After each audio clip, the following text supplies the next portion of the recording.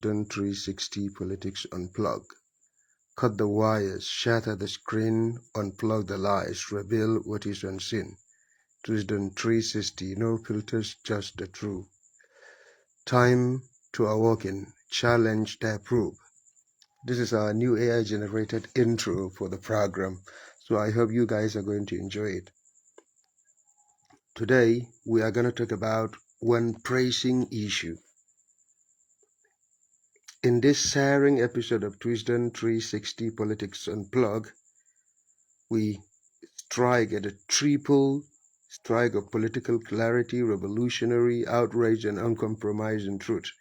First, we dissect Senator Ali Ndume's shocking revelation that the Tinubu presidency has been hijacked by kleptocrats and kakistocrats, exposing the deep rot within the Nigeria's power corridor.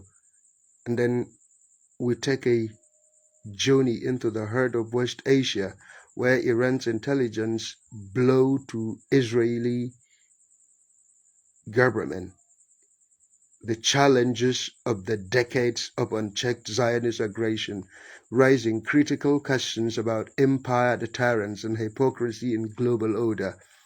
Finally,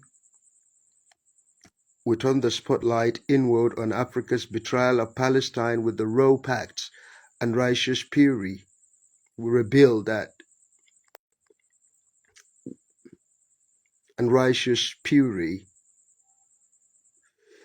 We revealed how Nigeria, Gabon, and Congo-Brazzaville have fueled genocide in Gaza through crude oil export, even as bombs fell on children and hospitals. This episode is not about neutrality, it is about the truth.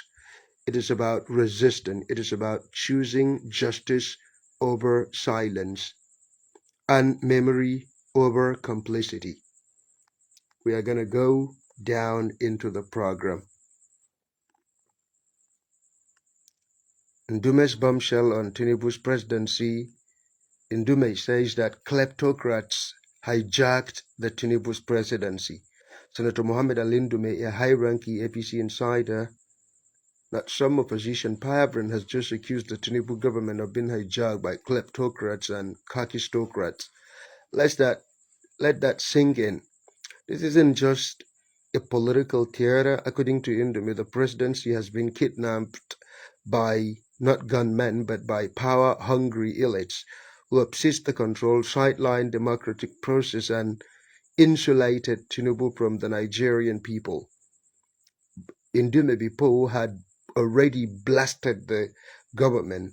He pointed out what he called the Lagos boys for treating Nigeria like a private estate from Lekki to Ikoyi.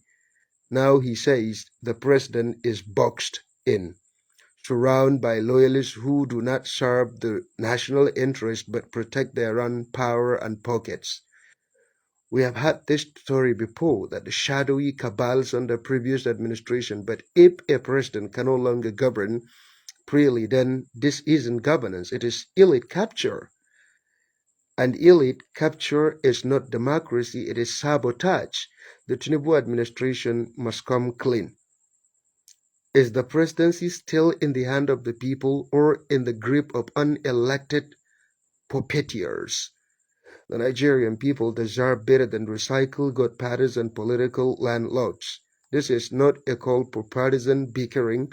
It is a call for accountability, for mobilization, and for resistance to a system that keeps betraying those at the bottom.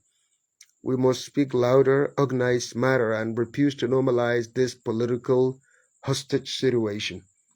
And this story of hostage taking and hijacking of presidency has been going since the time of Umaru Musa Yar'Adua. There was a time that Yar'Adua was sick in the bed, but there is somebody who is saying that he's endorsed him and he's now going to go for re-election. What kind of state are we living in? I mean, this is crazy, absolutely. Let's go to the next story. Iranian intelligence claimed that it has obtained secret documents revealing an undisclosed Israeli nuclear facility And if this is true, it is more than a link. It is a direct blow to the myth of Israeli military supremacy and a serious challenge to the settler colonial regime. Let's be clear. We do not support Iran's brutal theocratic regime, and we have no illusions about its reparation, its surveillance, or its crackdown on dissent. But truth doesn't acquire purity test. And truth right now is this. What Israel is doing with full Western backing in Gaza and across the region is a criminal, and it's an abomination. Apartheid, ethnic cleansing, and systemic genocide. For decades, Israel has bombarded all countries with its military. Israel has bombed Syria, Lebanon, and Gaza with impunity. It has assassinated scientists, bombed civilian infrastructure, and justified it all under the guise of self-defense. But when Iran even thinks of retaliating, the West loses its mind. Now, we may be entering a new phase of a balance of deterrence in the Middle East. If Iran can match what Israel has long done in secret, the region may see the arrogance of unchecked settler colonial regime aggression finally restrained. And let me say this, with no hesitation, no apology, and no patience for hypocrisy, no one, especially from the West, has moral ground to lecture us about anti-Semitism, democracy, or human rights. Supporting Iran's right to defend itself if attacked does not mean supporting its regime. What we support is anti-imperialism, anti-genocide, and anti-settler colonialism with clarity, without apology. The world is changing, and in this podcast, we are here not to chair states. We are here to speak the truth against empires. This is Tuesday 360 Politics Unplugged, and you are listening to Tuesday 360 Politics Unplugged on Tuesday 360 and Koa podcast. This is the damning revelation, and it is really disheartening and shameful. Africa's shame, Nigeria and the Gaza genocide. Africa's shame, how Nigeria and others are fueling genocide in Gaza. Let's talk about something that should shame every single African leader and should take every conscious citizen to the core. Africa is fueling Israel's genocide in Gaza, not metaphorically, not symbolically, literally. Between October 2023 and July 2024, while Israel airstrikes rain hell on Gaza, murdering over 40,000 Palestinians, starving civilians, targeting hospitals, refugee camps, and schools. African countries were shipping hundreds of thousands of metric tons of crude oil to Tel Aviv's apartheid regime. At the top of that shameful list, Nigeria. According to the latest data from Oil Change International, Nigeria alone provided 9% of Israel's crude oil import. During that period, over 133,000 metric tons, together with Gabon, Congo-Brazzaville, Africa supplied 37% of Israel's crude oil, over the one-third of the fuel that powers the Israeli war machines, the F-16 jets, the tanks, the bombs, the drones, came from Africa. Yes, the same Africa that once stood tall in the fight against colonialism, the same Africa that resisted apartheid in South Africa, that trained the freedom fighters of Mozambique, Angola, and Zimbabwe, the same Nigeria that once declared Africa as the masterpiece of its foreign policy, the centerpiece of its foreign policy, now greasing the engines of genocide. What happened to our revolutionary souls? And let's not play diplomatic games here. This is not a question of trade or neutrality. This is about complicity. This is blood money. In January 2024, International Criminal Court of Justice issued stark warning Israel may be committing genocide. The court ordered all states to avoid aiding or contributing, directly or indirectly, to these atrocities.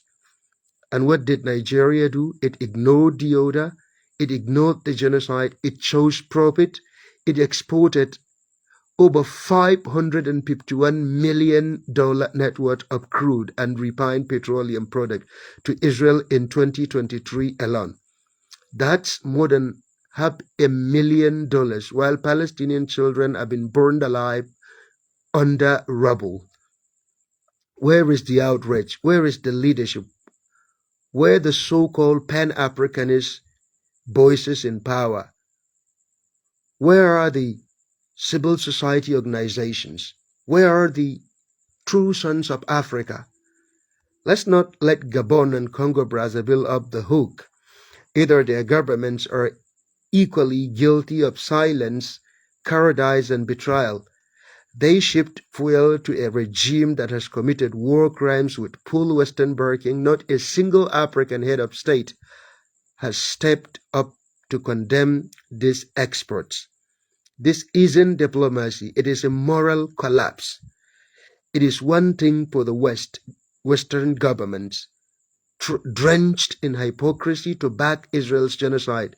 But for African governments who know the pain of colonial violence, who know the smell of burning villages, the sound of pouring bombs, to participate in this genocide, this is unforgivable. Let's say it clearly. This is Africa's shame. And Nigeria's betrayal is the most unforgivable of all. Where is the legacy of Tafawa Balewa, Nnamdi Azikiwe? Where is the legacy of Murtala Mohammed? Where is the courage of Thomas Sankara? Where is the principled stand of the ANC, the MPLA, the Frelimo? Where is the Africa that used to lead the world moral clarity and revolutionary justice? Today our governments are silent, or worse, complicit. Today, our oils fuels a settler colonial project that murders entire family. Today, our leaders shake hands with the war criminals while pretending to care about peace. But not all is lost. Civil society is rising. Groups like Murik Muslim Right Congress in Nigeria are demanding an immediate halt to oil export to Israel. Activists, students, trade unionists, and religious leaders, we must all speak out. We must organize, we must educate, we must expose this hypocrisy. We must demand that no drop of African oil fuels Israeli apartheid again. Let the world know we are not all silent. We are not all complicit. And there is rising generation of Africans who reject imperialism, reject genocide, reject settler colonialism in all its form. We remember what it means to fight for justice. We remember the Palestine, and we will not stand with the oppressor, even if our government do, and history will remember. And the question is, will Nigeria be remembered as a country that stood for liberation, or that sold fuel while children were born alive? The answers are up to us, comrades. This is Wisdom 360 Politics Unplugged. Let's see you in another episode. This is all we've got for you today. Let's see you in another episode, another time. Thank you.